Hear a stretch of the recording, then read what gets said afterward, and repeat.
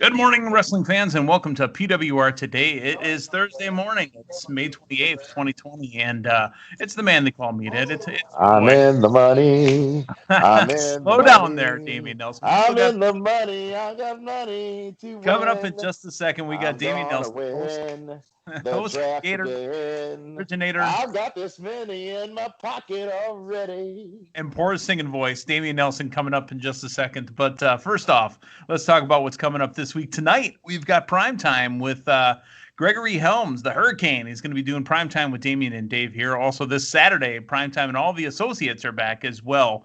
But first off, Damien, we've got some quick draft news. Want to fill us in on what's going on here, Damien? Fill you in. First of all, thank you for having me and how much better could time have worked out? Because as I said just some few weeks ago, I knew what I was doing. I knew I was going to win. I was being strategic. And when all you jabronis laughed at me for picking the former revival of WWE as part of my Nelson family, I knew that I would be the one laughing at the end, and I would be the one laughing all the way to the Money in the Bank Double or Nothing ladder match and win the draft. The Revival, now known as FTR, is that what it is? Not to be FTR, Franklin Delano Roosevelt, one of the greatest presidents of all time, FDR. But they debuted tonight on AEW, last night on AEW. I say that because I just watched it this morning, woke up earlier than the showtime. But they're here. It was quicker than I thought it would be. They came out, confronted the Young Bucks. The Young Bucks seemingly a show of mutual respect between the two teams. That is great. They looked good. I think that the impact of their debut was a bit limited due to the fact that there was not a live audience, a real live audience there, if you will, for that pop, if you will.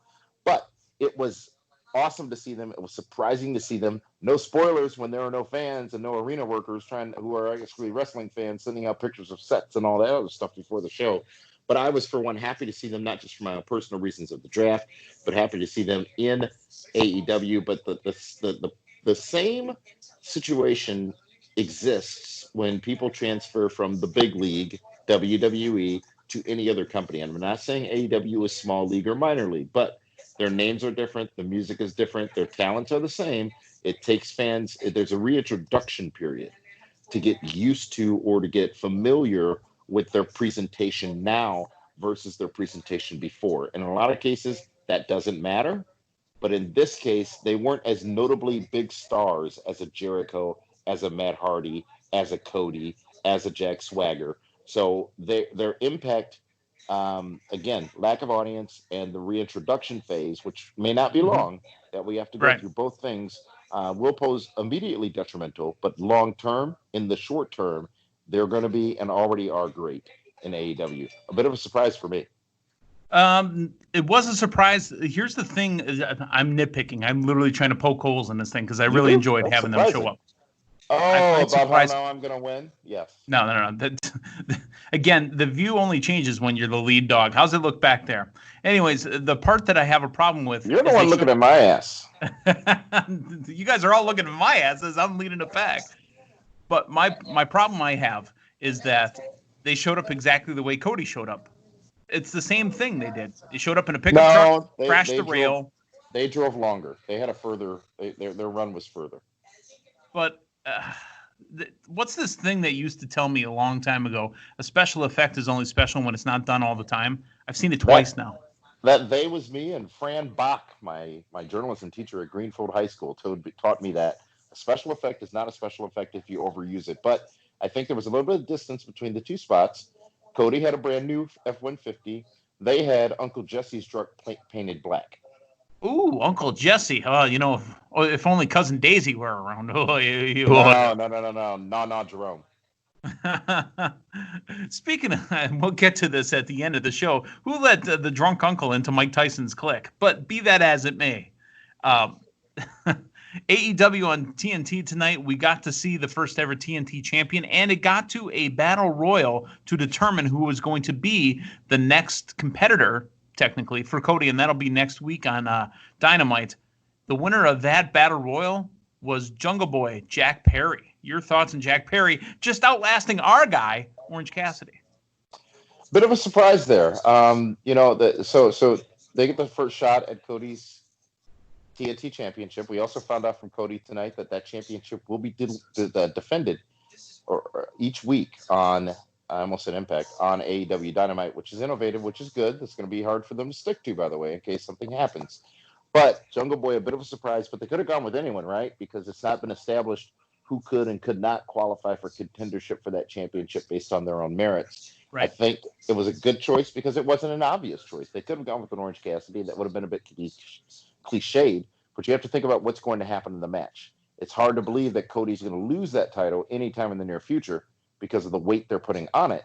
So don't put somebody in there who you think is, I guess I'll say it this way for lack of better terms, a big enough star to take that title away just to be disappointed when they don't because you don't get what you want. Right. Can't always get what you want, but sometimes you get what you need. Mick Jagger. He's from U2, right?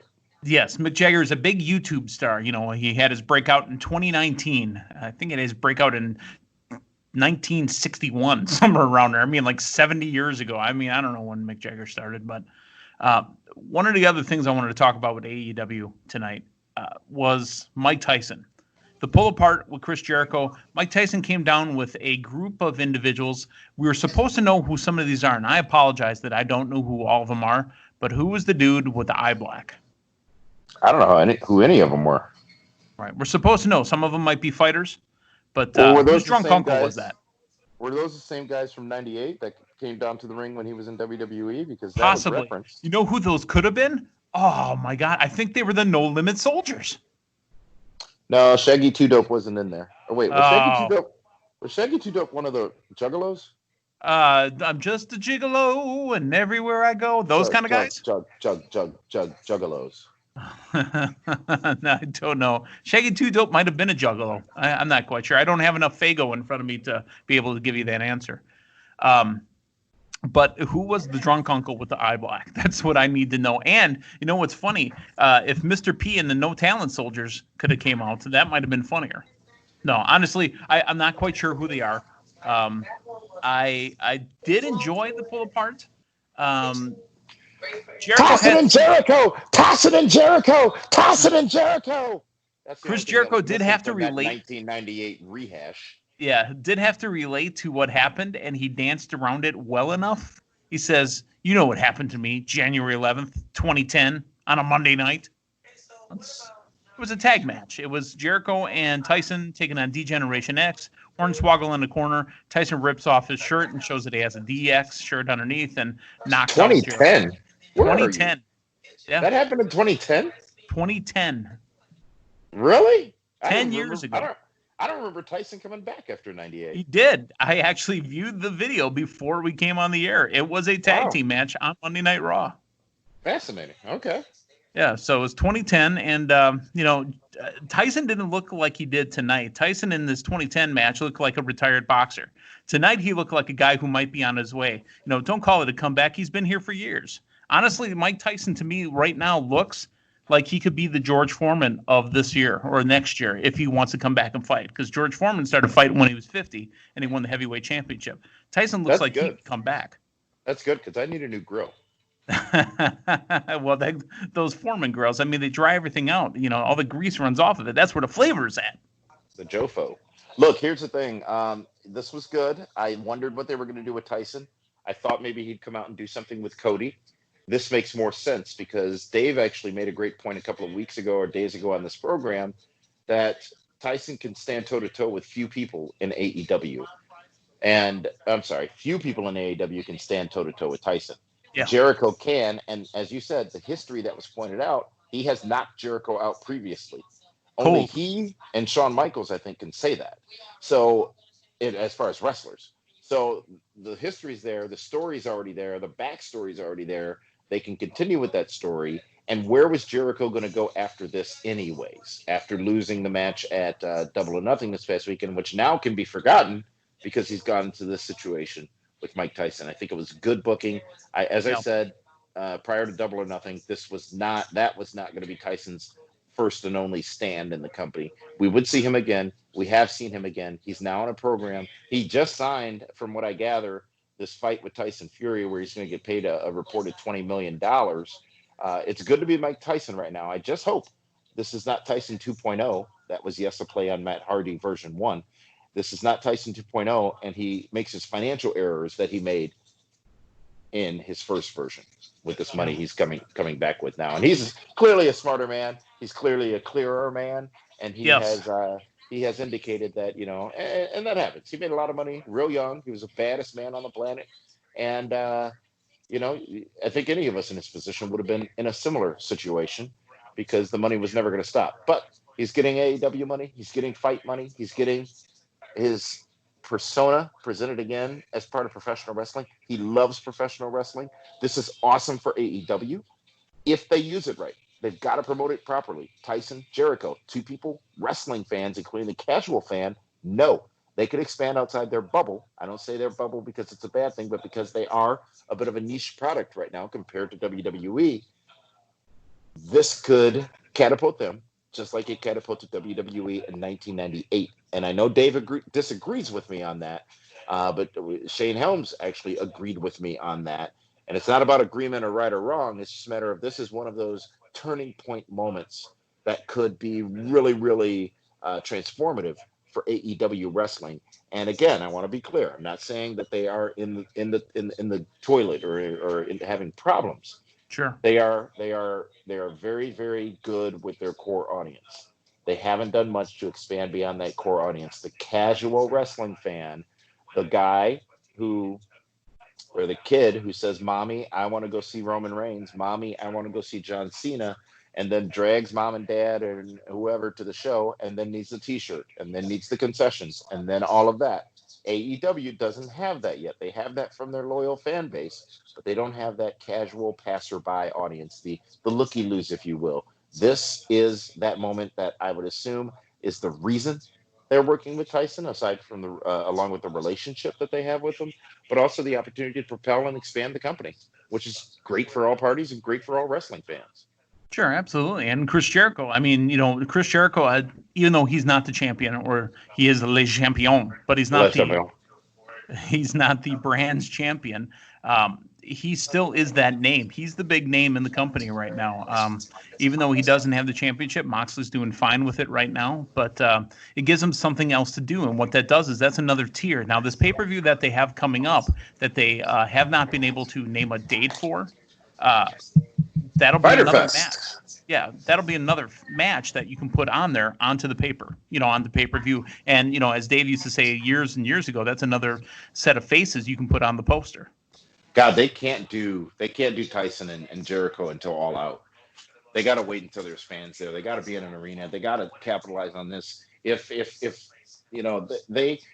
so during NXT tonight, there were some commercials about, I think it was a Street Profits commercial actually, and you saw some past footage of them in the arenas with people, and that reminded me of how this is very different times. And again, it's just the way it is. But I think that they need to capitalize, and it depends on where you are. Hell, you can go anywhere down south right now and probably do an arena show real quickly, comparatively speaking to other regions of the country. So sure. They got to hold that until their biggest show of the year. They can't waste that, I don't think, at Fyter Fest. You never know. Now let's transition into NXT. We had a lot of names show up on TV tonight, but the one thing I want to really get into is the main event. Matt Riddle, Kurt Angle guest referee, and missing teeth. I think the exact commentary was he came in here ready to fight and he lost a couple chiclets. A big time main event on NXT, one that had a story leading into it. My views, my eyes were not fully engaged with NXT. I was more of an AEW guy, as I am weekly, at least on Wednesday nights. But this, a unique cage structure, good atmosphere. They had the. What did you think of the cage? That's the first time we've seen that cage, right? Yeah, once I figured it out, I liked it. Yeah, that cage. I mean, what did they call it? What was the exact term for it? It was like their fight cage, or it wasn't bad. It was like a kind of a hybrid of wrestling cage and a UFC cage. It was a cage with scaffolding around it. Yeah, pretty much. So Jim Cornette wouldn't go near it. I guess if you want to, get fans closer and you have a cage like that, then you don't have to worry about it, right? I mean, it's got a scaffolding up on top. You can put a boom operator up there. I mean, you can do all sorts of stuff. Yeah, and you've seen the rumors out there, the reports that Matt Riddle is going to be one of the next called up to the main roster, if you will. He's a star with a ton of talent, a ton of potential. His opponent tonight too, his former partner, ton of talent, ton of potential. I don't know if call-ups mean as much as they did in the past, especially because a lot of call-ups have been called back. And if NXT is supposed to be a brand on par, which it's being presented as by WWE, with Raw and SmackDown, then I fear that when we come out of this pandemic situation, Matt might end up being one of those perennial mid card guys, and not really do much more beyond that. Maybe not. Maybe he can be thrust and propelled. I mean, look at what's going on with Apollo Crews, and maybe he catches that spark that he needs. Yeah, could be. So let's transition here, Damon. We got about 5 minutes left. Okay. Charlotte? No, we're going to talk about it. Yeah, we're going to talk about Damian Priest. He was on NXT. Oh yeah, I don't know. Finn Balor, the endorsed Finn Balor. I think you're dodging us a little bit. I think we need to get. I'm looking at the clock. You said 5 minutes, and I don't want to get yelled at for going over 20 minutes. I think we're dodging it here. We had the conversation on the previous night with Matthew Thomas about a little night in Denver. Now he's laid it out for us. It was Matthew Thomas. He's part of the PWR family. Oh, that tall guy. Yeah, he's definitely tall. Not the case. So Matthew Thomas, he tells us the story of Dameon just randomly showing up in Denver, hanging out with him, going to Las Vegas and not telling anybody, just disappearing, and ended up halfway across the country, and then coming back to Denver to go home to another city. We need details. I'm sorry, I'm not familiar with that term. Details? What? My headphones are going out. I can't hear you.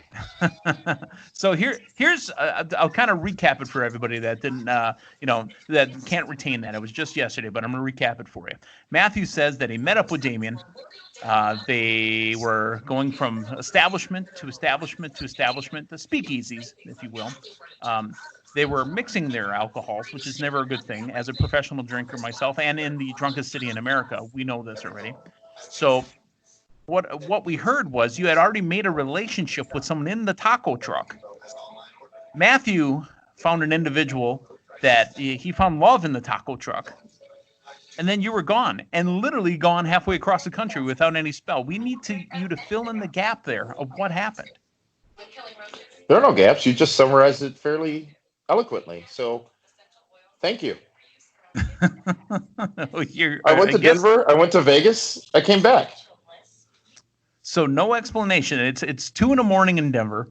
Matthew's, finding love in the right places, like that country song, tells us about, up against a taco truck. He wakes up, the phone's gone, the Uber is gone. I don't know what he was doing up against a taco truck. I heard you guys talking yesterday about how big his something was, and his iPhone. I can't get into that kind of conversation. And then Dameon just literally disappears. I mean, here we put you over and said, Dameon, when you party with Dameon, it's just a mellow pace. Nothing's rushed. Everything comes to you. It happens. And all of a sudden, Dameon happened to be gone. My curfew came. Your curfew. Were you on the red eye to Vegas? I don't know what this picture is you guys are trying to paint of me. I am a law-abiding citizen who is straight edge. I don't do drugs. I only drink on days that days that start with an alphabet letter. And in this case, we went out, we had fun, we had tacos. I went to Vegas, and I went to Denver, and I went back to Chicago. Wait a minute. I think I'm getting another call here. Wait. Hold, please. Yeah, holding. The listener. Hello, this is Dameon. Hello, Kaylee. Oh. Okay. Thank you. I appreciate it. All right. That was my press secretary, Kaylee McVeigh. She's working for both me and Donnie right now. Uncle Donnie? Yeah, I can't speak any further about this matter due to pending litigation. Fair enough. I'm a big fan of Uncle Donnie. He sends me checks with his name on it. I'm also not legally permitted to speak about this man you call Uncle Donnie due to some Secret Service activity that's been monitoring my comments as of late. 10-4. Well, I mean, they must be watching our chats too and our text messages. So. No, I just again, I'm not at liberty to discuss, but I did have some recent conversations with Twitter about some recommendations of things they can do to address some situations. I guess, and for all the stories that you told, at least this night didn't end up with a Briscoe, right? Again, I'm unable to discuss the circumstances of that particular evening any further. I do appreciate your understanding, and I do appreciate your respect for my privacy. Folks, coming up tonight, don't forget Primetime with Dave Hero, Dameon Nelson, I don't do anything wrong, Dameon Nelson, and Shane Helms, Hurricane Helms. We've got Primetime tonight. We've also got Primetime coming up this Saturday. Hey, make sure it's Saturday. Yeah, Primetime Saturday, Dameon. We've moved it to Saturday with all the associates. Are you going to have a draft update on Saturday so the world can know how much I'm winning? Absolutely. Well, you're not winning. Again, we already know who's winning. What's happening in your mind matters not to what's happening in my mind. In my mind, I've already won. I may as well not even pay attention anymore. It's not like you paid attention to the product. But then again, like I said, coming up this Saturday, brand new edition of Primetime with all the associates as well. And folks, if you're listening to us on YouTube, hit subscribe, give us a like. You can do the same on Facebook. You can do it also. Head on over to Fight TV and make sure you're checking out all the videos we put out there as well. And we're available on Apple Podcasts. So make sure you're checking us out. Get us subscribed as well when you find out new episodes are coming. So for the host, creator, and originator, and the cleanest man in all of show business, does nothing wrong, doesn't drink, doesn't party. I showered 3 times today. I got to get the pollen off me. Mr. Dameon Nelson, I'm the man they call Meathead. Thanks for stopping by. We'll talk to you guys tomorrow. Bye now.